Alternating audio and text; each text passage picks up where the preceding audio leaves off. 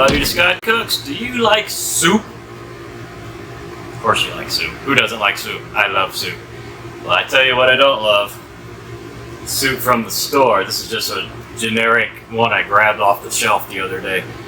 Have you paid attention to this label? Well, you should. First off, they break it down by serving. 2.5 servings per container. Okay, now they do that so they can manipulate the math to make this terrible ingredient or calories and sodium stuff look even good, but it's terrible. So this is per serving, guys, per serving. Sodium per serving, okay? 820 milligrams per serving. 820 milligrams of sodium per serving. And this is pretty typical. Just grab your random can of soup off the shelf. It's 2.5 servings in this can. Do the math. That's heart attack material. Don't do it. We're going to make our own soup today, and I'm going to show you how to do it. It's very simple. We're going to make a beef barley soup. Yeah, the good stuff. Sodium, I don't know what it is, but it's going to be like practically nothing because I'm not going to add any salt. So it's going to be fantastic. It's going to be healthy. We're going to make a ton of it in our Ninja Foodi. We're going to have leftovers for the freezer for different meals, different days. You're going to love it. Stand by. All right, everybody, let's go over a few ingredients. Number one, this is beef barley soup. So you're going to need some beef. And I highly recommend some good old fatty beef chuck pot roast. You want some fat in this. And look at the fat marbling going on there. Look at the crazy price that I paid for this stupid pot roast, which should have been about $8 or $9 and 20 bucks. So we're going to make a big old batch to get our money's worth here. And like I said earlier in the video, we'll be freezing a bunch of this too. So ingredient number one will be 2.2 pounds of chuck roast. Step one, we're going to cube this up. Put a little olive oil in our Ninja Foodi pot. And we're going to put it on sear saute. And we're going to brown this up. So, we want this to break down when we get it under pressure. So we're going to want some smaller cubes, like something like that, for example, would probably not break down under pressure. So I'm just going to cut a small one up here for you to demonstrate, and then I'll go ahead and chop the rest of it up. So I'm looking for about 1-inch chunks. Something like this. It's about the size that I'm after. So I'm going to do the whole roast like that. And I've got a little bowl over here. I'm just going to throw it in as I finish. And we want to break it down and do not trim any of the fat, guys. Leave that fat. That's why we bought this piece of meat. Because we want that for our soup.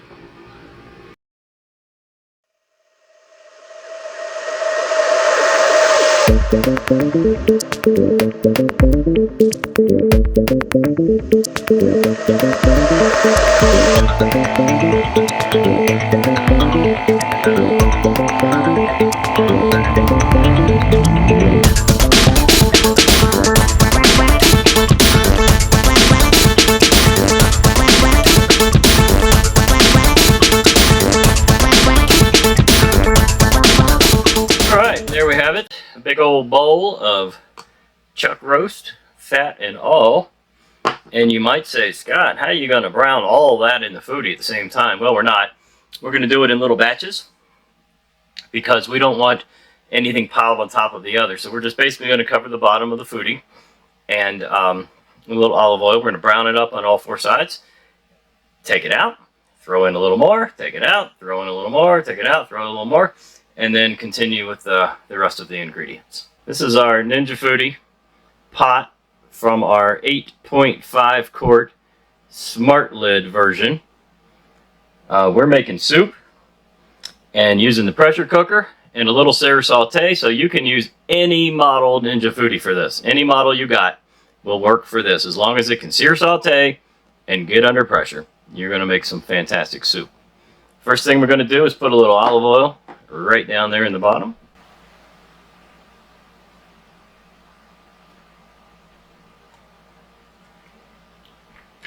A little for cooking, a little for flavor. And we're just going to cover the bottom of the pot now with some of this beautiful looking beef. Making sure that our pieces are not stuck together. I'm going to separate them out. That's why I'm using my hand. Things that take longer to cook are usually the best food. So let's go ahead and brown that up. On your one lid, Ninja Foodie, you will need to close the lid before you get started. You'll have to move your slider all the way over to the right, unless it's already at the right. And then, let me just lower the camera a little bit. Then what we're going to do is turn our knob, and we're going to find sear saute, and that is high 5, which is smoking crazy hot. So we're going to start it off with high 3. We may have to raise it to 4, but we're going to start it with 3. And we can go ahead and start, even with the lid down, with this particular model. You can start. Now once I start, I am going to raise the lid so I can watch what's happening. Okay, this does come to temperature rather quickly. So we just need to keep an eye on things. And in just probably under a minute, we're going to start hearing some sizzle down there. You can go ahead and start adding a little flavor to this beef at this point. If you don't have anything else and you just want to make this traditional, rosemary, thyme, and parsley. Don't put your parsley in quite yet. If you're using fresh parsley, save that for the end. Rosemary and thyme, and you're good. But you know me. This is Scott Cooks. I'm not going to go traditional. After I went to the store and looked for a whole bunch of stuff, I actually came up with this instead of individual ingredients. Here's what's in it.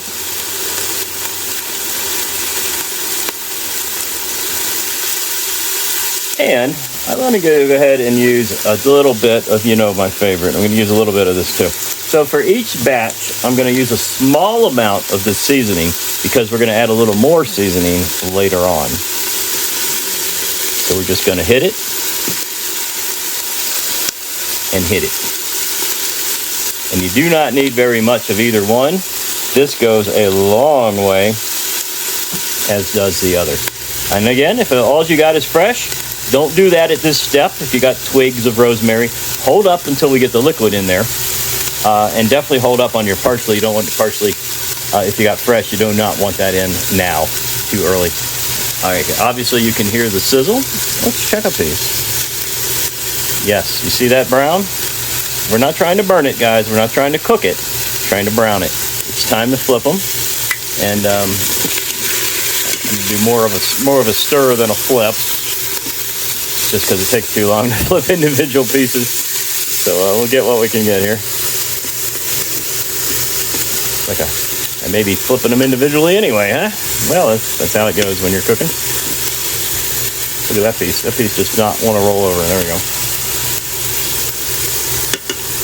I wish I could just stick my hand in there, but that is rather hot, so I will not be doing that. All right, one more here.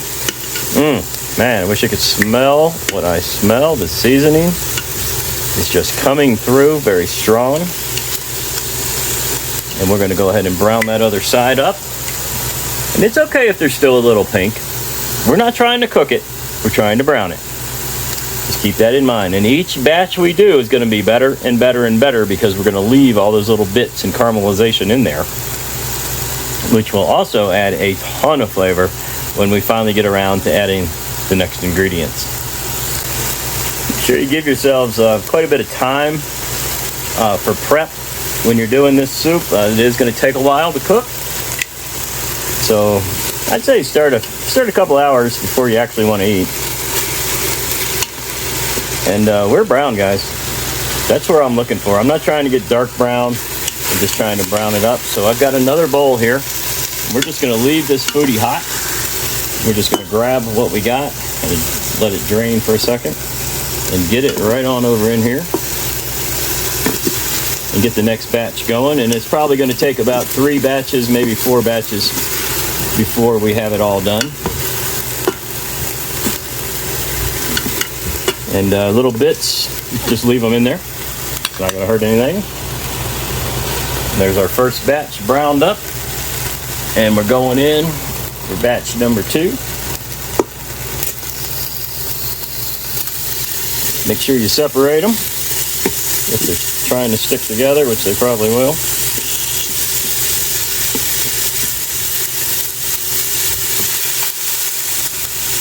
Let's throw just a teeny bit of oil in there.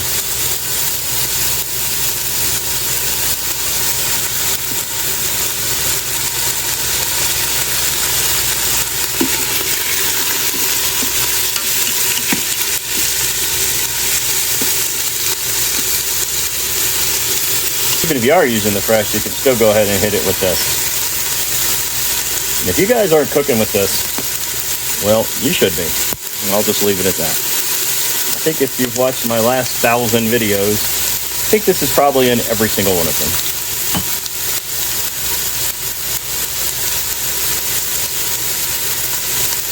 Oh, look at that beautiful bottom of that pan. Usually you don't want to see that, right? Oh, I got to clean that up.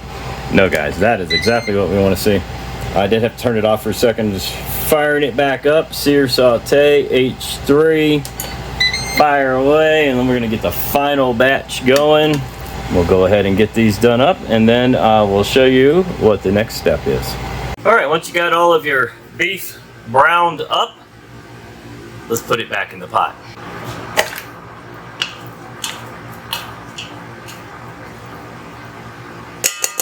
Now, to that, we're going to add a whole onion. Just go ahead and rough cut it up, throw it right in the pot. I'll be using a white onion today.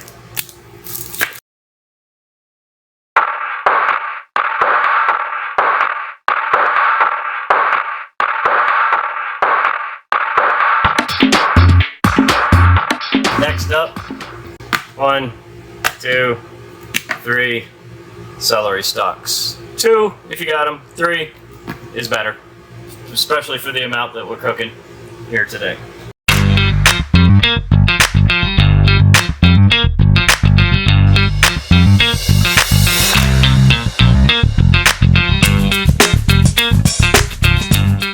Alright, next up you're going to need about 7 cups of liquid. This is 2 cups. And by liquid, I mean your favorite beef stock.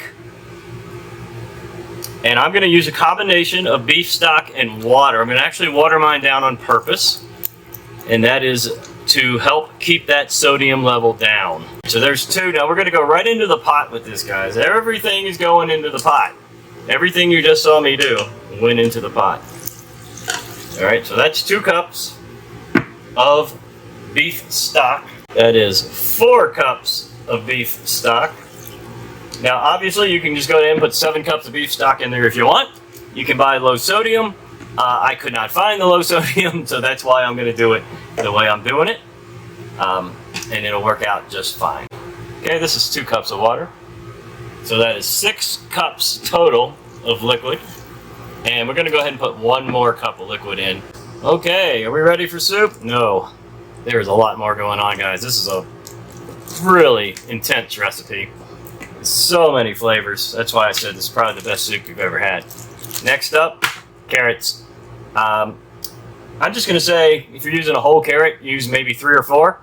I've got these already peeled baby cuts, so I'm just going to chop them up and put as many as I think I need in there. And I really like carrots, so I'm probably putting more than you would put in yours.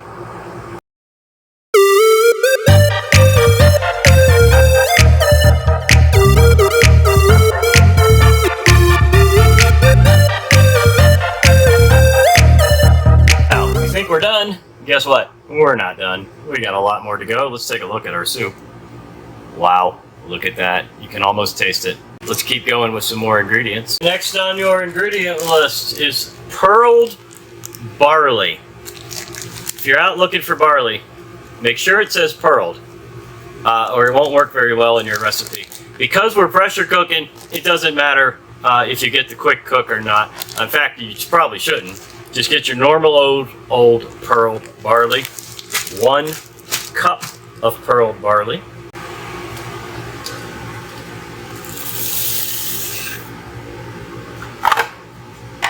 Alright, your next ingredient is 1 to 1.5 tablespoons of minced garlic. If you don't have the minced garlic, just use about 4 garlic cloves and chop them, mince it up pretty good. Okay, there's one.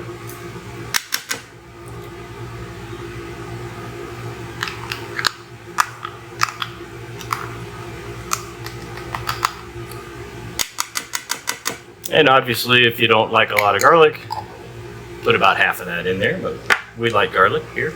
Next on your ingredient list is a tablespoon of soy sauce. I'm sticking with the low sodium theme here, trying to keep that salt down. It's just not necessary. We're not preserving this or anything, which is the reason it's all 10 billion pounds of salt in here, because they're helping to preserve it. We're going to do a tablespoon of good old low sodium soy. Right over in the pot. Oh, smells so good. I love soy sauce. Next up, I'm going to do some Worcestershire sauce. I'm going to do about a teaspoon of that or so. I'm going to put a little extra in because I like it so much. So much flavor. Keep in mind, whenever I'm giving you these ingredients and I'm giving you measurements, it's always to taste. Always, everything is to taste. If you don't like a lot of onion and I put a whole onion in, put a half an onion. Put 2 carrots, put 1 carrot, put no carrot. You get the idea. This is just your general basic guideline for an extreme beef barley soup. Extreme flavor. Nothing quite goes with this combination of flavors better than some tomato. So we're going to use tomato paste, which is obviously a concentrated tomato. We're going to use 3 tablespoons of this. You can add more or less. I might even throw in a little extra because I am making such a large batch. Okay, I'm just going to use my regular old tablespoon here. Just kind of scoop it up. So that's 1. Because I'm overflowing, I won't do 4, I'll just 3 large scoops. I really want that flavor in there. This is a very important flavor that you really need to get in there, even if you don't want to put all that I put in. Definitely get some in there. Now I'm going to switch this to a wooden spoon in a second. I'm just trying to get the rest of the tomato paste off. And the last ingredients are some of the beginning ingredients. We're going to go back to the seasoning again. So this is the time. If you got the fresh rosemary, the fresh thyme, the fresh parsley, this is when you want to add it. I'm not measuring. I'm just pouring it in there because I know what I want.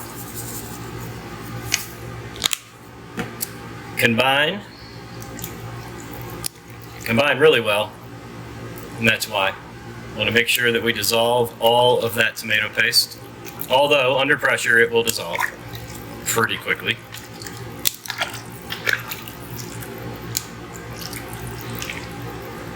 For the last step, I'm going to lower the lid. Going to move the slider all the way over. Now, obviously, if you don't have this model, you just want to go to pressure cook. But for me, I have to move my slider over to get the pressure. Default is high, which is what we want. And we're going to go 30 minutes on high. And we're going to do at least a 10-minute natural. We might even let it go a little longer. Like I said, our goal here is to get these flavors to combine and to get that beef just so tender it literally will fall apart on us. Okay? Don't forget to set your thing on the top here to seal, or you won't be making pressure. We have a lot of liquid in there, guys. I would expect at least a 10-minute preheat before we start to come to pressure. So make sure you factor that extra preheat time in your total cooking time, so that if you're trying to make this for dinner tonight, like I said before, this is a long cook, so start many hours ahead of time. You can always reheat this. You can just keep it warm right in the foodie and serve it right out of the pot. It's very versatile. I just can't wait to taste this, but unfortunately, I do need to wait. It's time to release the pressure. We've had 30 minutes of pressure. And we're at 22 minutes of a natural pressure release. And that's about where I wanted to be. And that's going to take quite a while for the pressure to come off. And when it does, we'll come back and lift the lid and see what we got. And this is the first time the spoon's going in. And what we're about to determine is if I need to pull, look at all that barley. Oh man, this is beautiful. If I need to pull the meat to chop it up, or did it break down on me under pressure? And it definitely looks like it broke down. I did not shred. It's going to take a second to figure out if I want to take the time to pull it out and shred it. No, that is fork tender. Did you see that? Look at that. I'm just literally breaking that meat apart. So I don't think I need to bother. I think once I get it in the bowl, cut it up a little bit. Look at that. That is so tender. This might be the tenderest chuck roast in history. Just stirring this around, I can see some of it falling apart. So I'm going to get you a nice big chunky spoonful out. Look at that. Super tender, just melting apart. Carrots, tender, celery, onion, and all that barley. Look at that. It's actually quite thick because of the amount of barley and the other ingredients that are in here. So that was the right amount of liquid for the right amount of ingredients. In a minute I'll have all this cut up. This is just cut so easy. I mean, you can cut this with a spoon in your bowl while you're eating it. Okay, I'm not going to fool with that any further. That's beautiful. Let's get a little bit out, and then we'll do what we've been waiting to do for all day long, is to give it a taste test.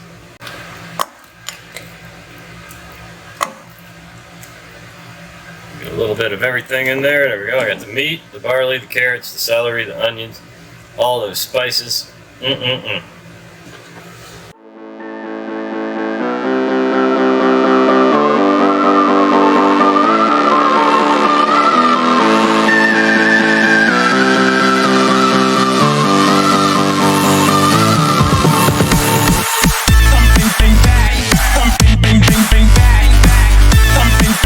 A nice big bite here. We got the beef, carrot, barley, sauce, celery, onion. I think everything that's in the soup is in this bite. So here we go. It's a little hot, so bear with me here.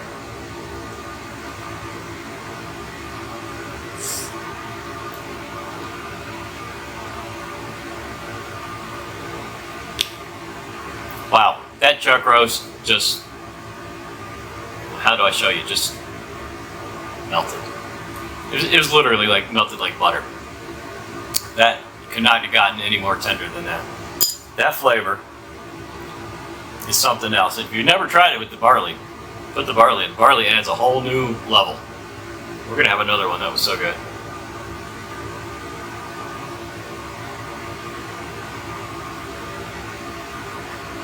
It's gone. It just, the meat just poof.